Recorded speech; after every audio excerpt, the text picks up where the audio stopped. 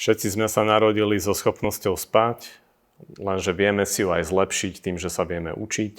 A tie rady, ako si to zlepšiť, sa volajú spánková rutina. To sú také rady, čo robiť a čo nerobiť. Čiže napríklad, čo by sme mali konzumovať. Mali by ste jesť také jedlo, ktoré neobsahuje stimulanty, keď je večer, alebo nič štiplavé, nič, na čo ste alergickí. Na večer je lepšie mäso so zeleninou, nejaké varené veci.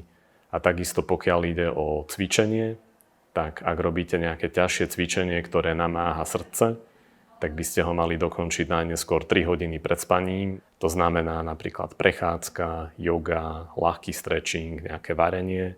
To môžete robiť kedykoľvek, aj tesne pred spánkom. A tak súhrnne by som povedal, že je dôležité mať bezpečné prostredie na spánok, ktoré je aj emocionálne bezpečné a stabilné. Zároveň je to tmavá, vyvetraná miestnosť, ktorá má takú optimálnu teplotu.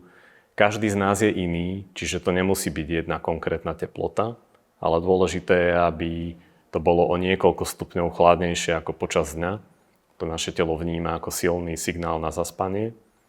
Takisto sa vyvarujte modrému a bielému svetlu, lebo tie nás prebudzajú, takže si môžete nastaviť nejaké filtre, ktoré blokujú modré svetlo, byť pri svetle sviečky alebo robiť nejaké aktivity po tme, keď je noc, rozprávať sa, počúvať hudbu, čítať si knihu. Toto sú všetko také nejaké odporúčania zo spánkovej rutiny, takže keď ich aplikujete, tak vy nebudete stáť svojmu telu v ceste a dovolíte mu to, čo si potrebuje urobiť.